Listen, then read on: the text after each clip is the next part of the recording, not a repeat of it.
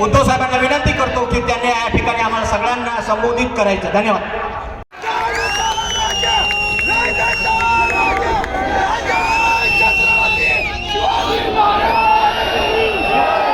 माझ्या तमाम हिंदू बांधवांनो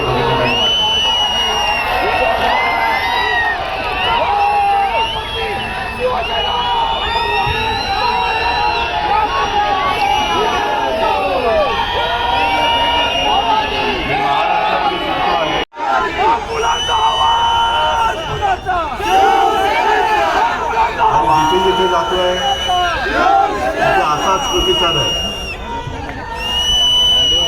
तसं पाहिलं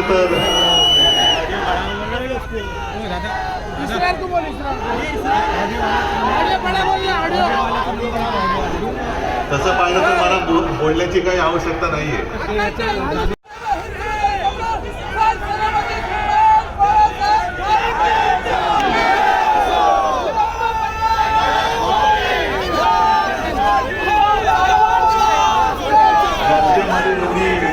आहे एवढा संताप आहे, एवढा उद्वेग आहे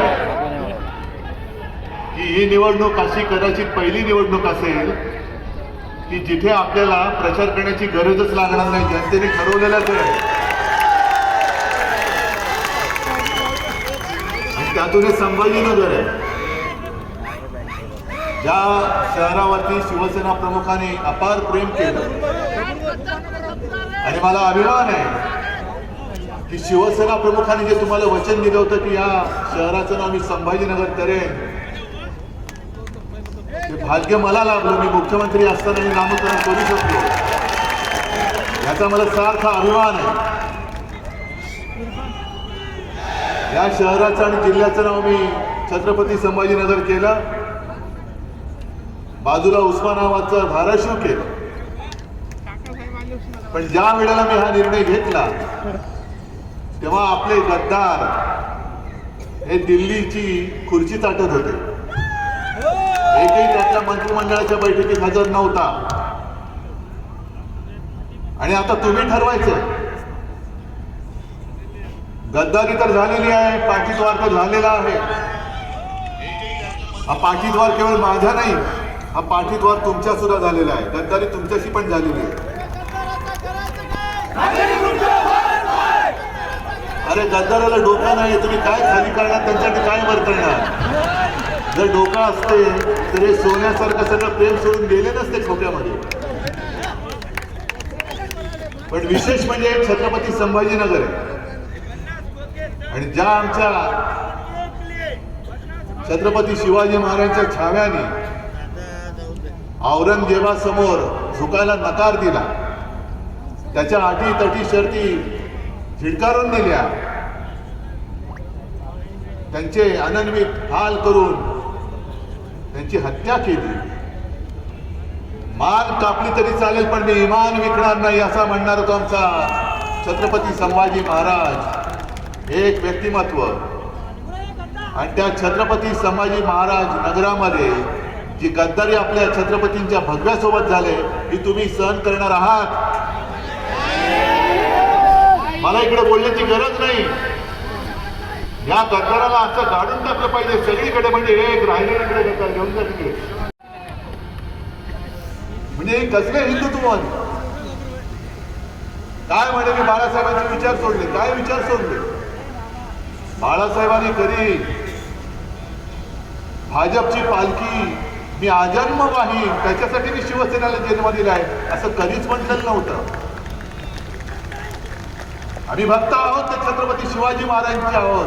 मोदींचे भक्त आम्ही नाहीत. आम्ही सोडलंय त्या भारतीय जनता पक्षाला सोडलेलं आहे. हिंदुत्व आम्ही सोडू शकत नाही, कदापि सोडणार नाही. पण जो एक भ्रष्ट कारभार, गुंडागर्दीचा कारभार हा कधी या महाराष्ट्रामध्ये नव्हता. आम्ही अभिमानाने सांगतो आणि यापुढे सुद्धा सांगू की हा छत्रपती शिवाजी महाराजांचा, संभाजी राजांचा, शाहू फुले आंबेडकरांचा हा महाराष्ट्र आहे. हा गद्दारांचा महाराष्ट्र मी होऊ देणार नाही. आणि संजय राऊत तुम्ही आता क्लिप ऐकवली. काय बोलले आपले पंतप्रधान. शहीदांच्या कुटुंबियांचा अपमान केला. मग देवेंद्र फडणवीस काय म्हणाले, हा लीडर नाही, हा डीलर आहे. मग त्या डीलर बरोबर डील कोणी केलं? फडणवीसजी, तुम्ही केलेलं आहे डील. आणि आज मी ज्या बातम्या वाचतोय, कारण टीव्ही बघण्याची आता सोय नाही प्रवासामध्ये, पण अशोकराव असं म्हणाले, असं मी वाचलं की काँग्रेस सोडले पण अजून कुठे काय पुढे करायचं, भाजपात जायचं की नाही मी विचार केलेला नाही. असं जर असेल तर मी पंतप्रधानांना तुमच्या सगळ्यांच्या साक्षीने आणि या चॅनलच्या माध्यमातून सांगतो की जे तुम्ही बोलला होता की शहीदांच्या कुटुंबियांचा अपमान करणारा हा माणूस आहे, मग त्या अपमान करणाऱ्या माणसाला तुम्ही भाजपात घेऊन राज्यसभेत पाठवणार आहात का? कारण तसं जर का केलं तर तुम्ही शहीदांच्या कुटुंबियांचा अपमान केला असं आम्ही मानू की आधी शहीदांच्या कुटुंबियांचा अपमान केला आहे. मी पुन्हा जाहीर सांगतोय की भारतीय जनता पक्षाने अशोक चव्हाणांना घेऊन राज्यसभेत पाठवलं तर मोदीजी तुम्ही शहीदांच्या कुटुंबियांचा अपमान केला आहे असं आम्ही मानू. हे आज मी उघडपणाने बोलतोय. या त्यांना भाजपामध्ये काय चालवलं काय तुम्ही?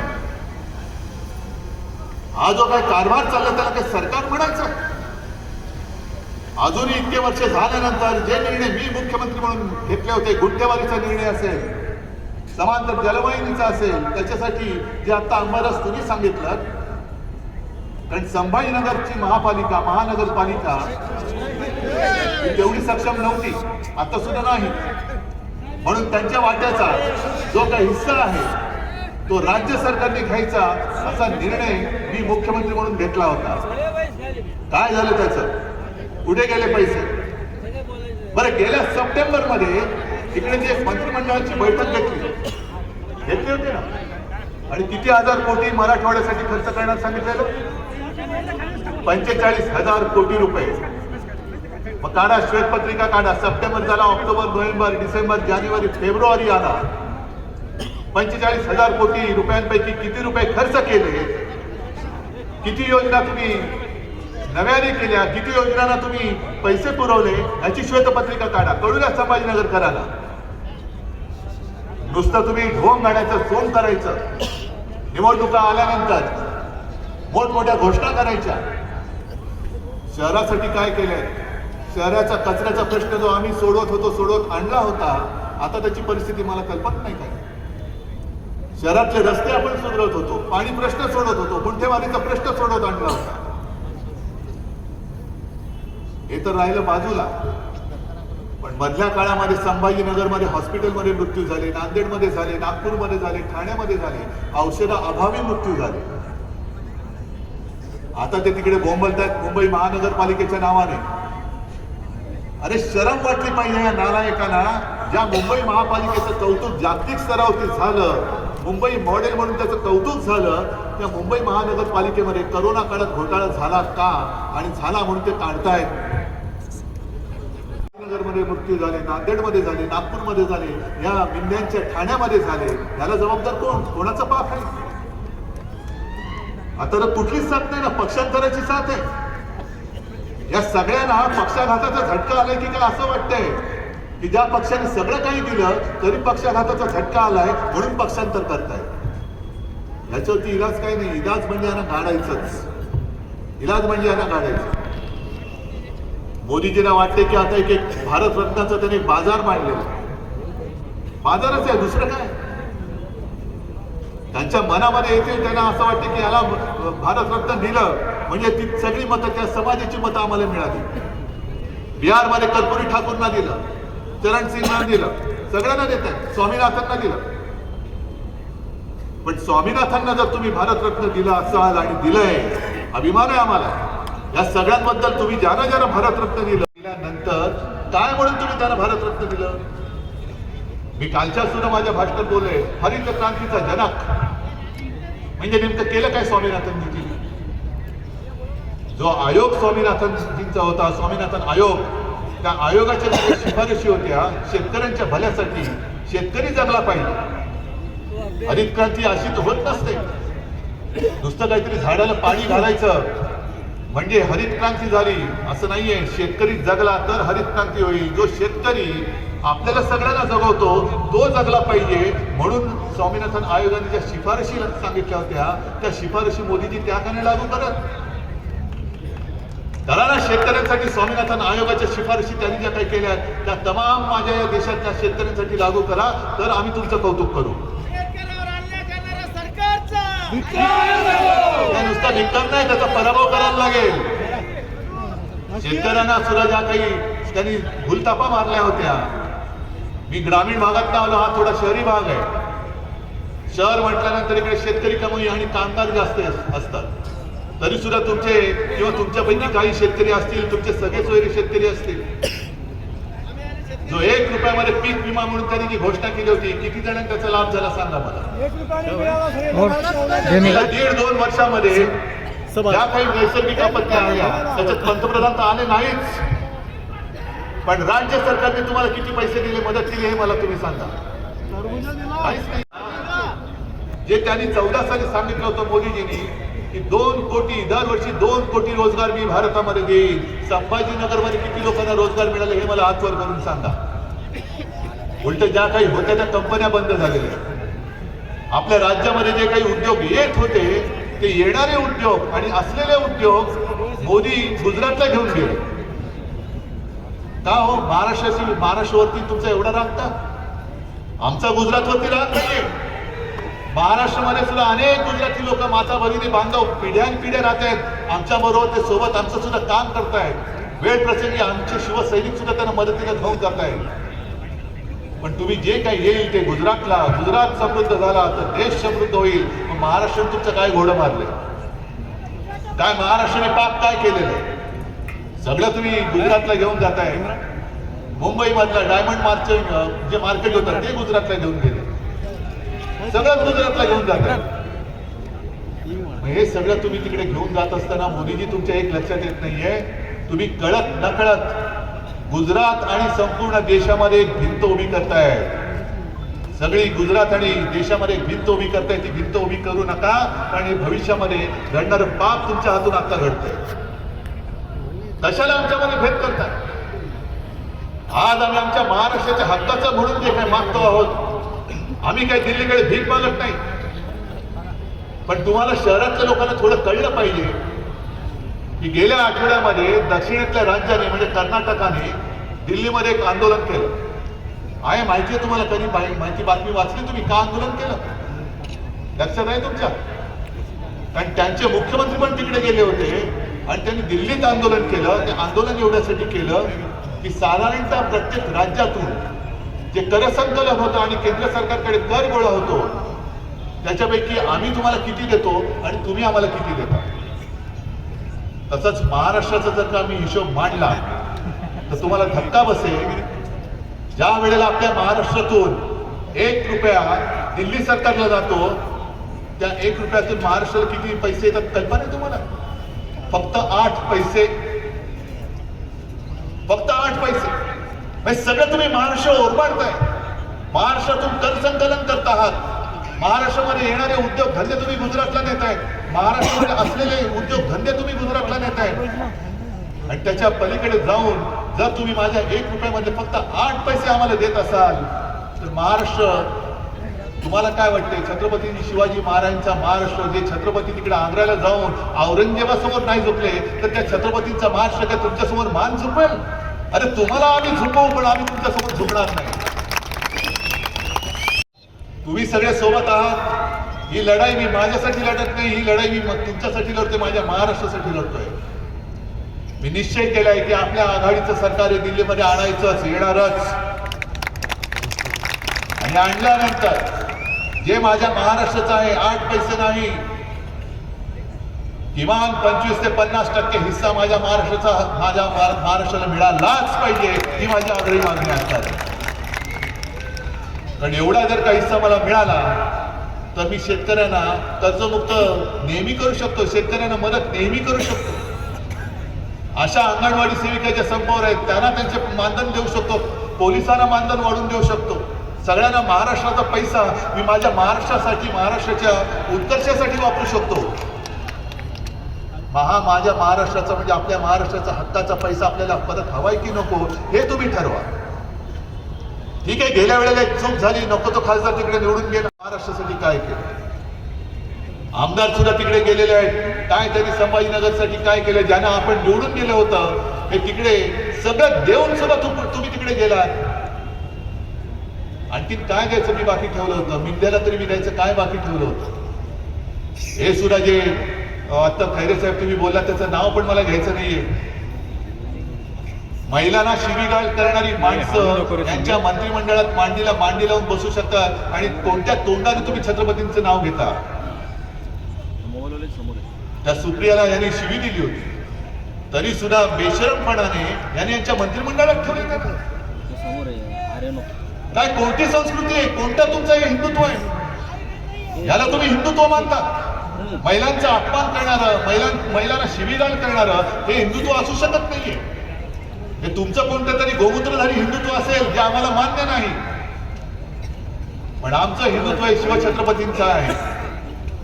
आमचं हिंदुत्व हे देशद्रोही कोणी जरी असला तरी त्याला फासावर लटकवणारं आमचं हिंदुत्व आहे. आणि आमचं हिंदुत्व हे प्रत्येक घरातली चूल पेटवणारं आहे आणि त्यांचं हिंदुत्व हे घर पेटवणार आहे. हा आमच्या आणि त्यांच्या हिंदुत्वातला फरक आहे. म्हणून मला तुम्हाला सगळ्यांना विनंती करायची, लोकसभा निवडणुकीच्या वेळेला मी संभाजीनगरमध्ये नक्की येईन, पण मला तुमच्याकडनं एक वचन पाहिजे की नुसत्या प्रचाराच्या सभेला मी येणार नाही, मला विजयाच्या सभेला सुद्धा इकडे यायचं आहे. या संभाजीनगरवरती शिवसेना प्रमुखांचं अलोट आणि अपार प्रेम होतं आणि त्यांनी पहिल्यांदा सांगितलं होतं की या शहराचं नाव मी संभाजीनगर करणार. ते मी करून दाखवलेलं आहे. जे जे मी बोललो ते मी करून दाखवतो आणि ते मी करून दाखवलेलं आहे. आणि आत्ताच हे जे सगळं गुंडागर्दीचं राज्य आहे, हे गुंडागर्दीचं राज्य, त्याला देवेंद्र फडणवीस काही करू शकत नाही. म्हणजे तिकडे परवा आपल्या एका तरुण कार्यकर्त्याची हत्या झाली, गृहमंत्री देवेंद्र फडणवीस. त्याबद्दल त्यांना विचारलं, ते म्हणतात असं तुम्ही गाडी खाली कुत्रा जरी आला तरी तुम्ही गृहमंत्र्याचा राजीनामा मागा. अरे नालायक माणसा, तुला माणसाच्या जीवाची किंमत नाही. आमचा एक चांगला तरुण कार्यकर्ता मारला जातो आणि त्याची किंमत तुम्ही कुत्र्याबरोबर करता. तर तुमची तुलना मी कोणाबरोबर करू? मी त्यांची तुलना कोणत्याही प्राण्याबरोबर करणार नाही, कारण सगळे प्राणी, कोणत्याही प्राण्याचा मी अपमान करू इच्छित नाही. त्यांची बरोबर फडणवीसांबरोबर करू. मी कोणाचा अपमान नाही करणार. पण निवडणुका आल्यानंतर कार्यकर्त्याचा जीव जाताना तुम्ही अशोक चव्हाण बरोबर डील करत होता. कुठे होते गृहमंत्री? नव्हतेच मुंबईत त्यावेळेला. हे तुम्ही सगळे तुमचे ते हुडी वगैरे घालून हे असे सगळे फोडाफोडीचे धंदे करता. आणि मोदीची तुमची गॅरंटी तरी काय की भ्रष्टाचार करा आणि भाजपात या, मोदी गॅरंटी आहे. ही गॅरंटी तुम्हाला परवडणार? अरे तुम्हाला जी शेतकऱ्यांना गॅरंटी दिली होती की तुम्हाला आम्ही हमीभाव देऊ, ती गॅरंटी विसरून गेले. पण भ्रष्टाचारांना आम्ही संरक्षण देऊ, ही कुठली गॅरंटी? कोणत्या देशाचा पंतप्रधान असा भ्रष्ट जे तुका मेळ व्हावा, भाजपा पक्ष वाढवावा अशी गॅरंटी कोणता पक्ष देतो? कोणता नेता देतो? मला तुमच्याकडे एक वेगळी अपेक्षा आहे. यांनी जरी तिकडे शेट खाल्ला असला तरी माझ्या संभाजीनगरचा निष्ठावंत मावळा त्यांच्या नादी लागणार नाही, हा विश्वास मला आहे.